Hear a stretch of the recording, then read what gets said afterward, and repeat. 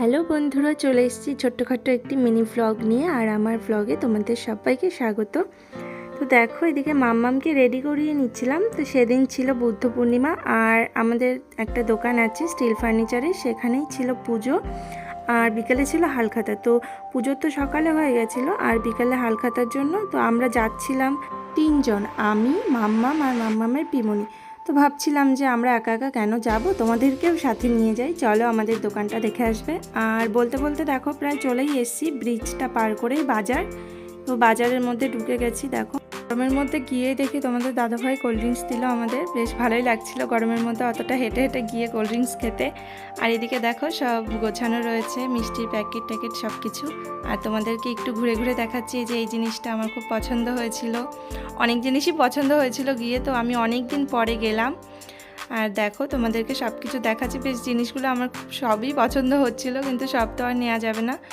আর তোমাদের দেখাচ্ছি, তারাও একটা কালো ওয়ার্ড্রপ মতন। হ্যাঁ, এই যে এই জিনিসটা আমার খুব পছন্দ হয়েছিল, তো তোমাদের দাদাভাই বললো যে নিয়ে এসে দেবে আর কদিন পরেই। তো এটার ডিজাইনটা আমার খুবই পছন্দ হয়েছে, কালোটা দারুণ লাগছিল। দেখো তোমাদেরও পছন্দ হবে।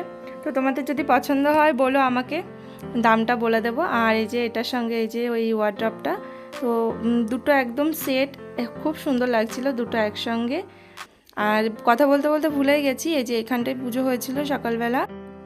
তারপরেই একজনকে আমি কোল্ড ড্রিঙ্কস দিচ্ছিলাম, সে এসেছিলো কাস্টমার দোকানে। আর অনেককেই দিয়েছিলাম, সবগুলো আর ভিডিও করা হয়নি। তো দিয়ে এইদিকে অনেকই বেজে গেছিলো, তারপরে বেরিয়ে গেছি। আর দেখো এখান দিয়ে ট্রেন যাচ্ছিলো, আর সেদিনকার চাঁদটা ছিল খুব সুন্দর।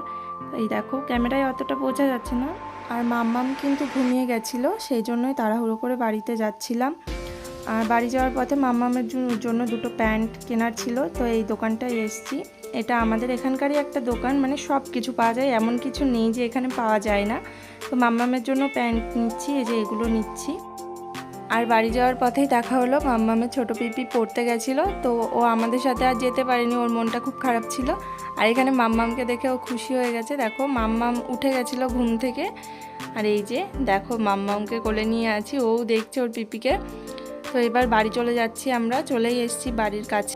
আর বাড়ি যাওয়ার আগে ভাবলাম ওর ছোটো পিমনি যেহেতু যায়নি আমাদের সঙ্গে, ওকে আইসক্রিম খাওয়ানো যাক। তো ভাবলাম যে সবাই মিলেই খাবো, সেই জন্য আনতে গেছিলাম আইসক্রিম। দেখো এখানে দেখে মনে হচ্ছে সবই নিয়ে নিই। আর এই যে ঘরে চলে এসেছি, তো ওর ঠাম্মা ওকে জিজ্ঞেস করছিল যে কেমন লাগলো দোকান ঘুরে, এইসব জিজ্ঞাসা করছিল। আর দেখো তোমাদের দাদাভাই এগুলো পাঠিয়েছে বাড়ির জন্য, আর এই আইসক্রিমগুলো আমরা কিনেছিলাম। আর যে বড় বোতলের ফ্রুটিটা পাঠিয়েছে সেগুলো এখন ঢালছি গ্লাসের মধ্যে সবাইকে দেব বলে। আর দেখতে দেখো কত সুন্দর লাগছে। এই যে এখন যাচ্ছি দিতে, তো এগুলোকে দেব, ঠাম্মাকে দেব, ছোট ঠাম্মা, বড় ঠাম্মা, তারপরে কাকি আছে, কাকা আছে, সবাইকে দিয়ে দেব। তারপর দেখছি সবগুলোর মধ্যে আমার নিজের গ্লাসটাও নিয়ে চলে এসেছি। তো আর কি করার, খেতে খেতে এখন চলে যাচ্ছি। আর আমার কিন্তু ফ্রুটি খেতে বেশ ভালোই লাগে। দেখো তারপর চলে এসেছি ঘরে, আর মাম্মামের জন্য এই প্যান্ট দুটো এনেছিলাম। আর ওদিকে কিন্তু ওর খুব খিদে পেয়ে গেছে, ও জামা খাচ্ছিল, দেখো ভিজিয়ে ফেলেছে জামা খেতে খেতে। তো ওকে আগে খাইয়ে নেব, তারপরে বাকি কাজগুলো করব। দেখো ওকে আগে খাইয়ে নিচ্ছি, তারপর সবাই মিলে এখানে চলে এসেছি। যে আইসক্রিমগুলো নিয়েছিলাম সেগুলো খেতে, তো যেটাই খাই না কেন সবাই মিলে খেতে কিন্তু খুব ভালোই লাগে বেশ। আর ওইদিকে মাম্মাম দেখছিল দেখো কেমন করে। তো আজকে ভিডিওটা এই পর্যন্তই, কেমন লাগলো অবশ্যই কমেন্ট করে জানাবে সবাই। চলো টাটা।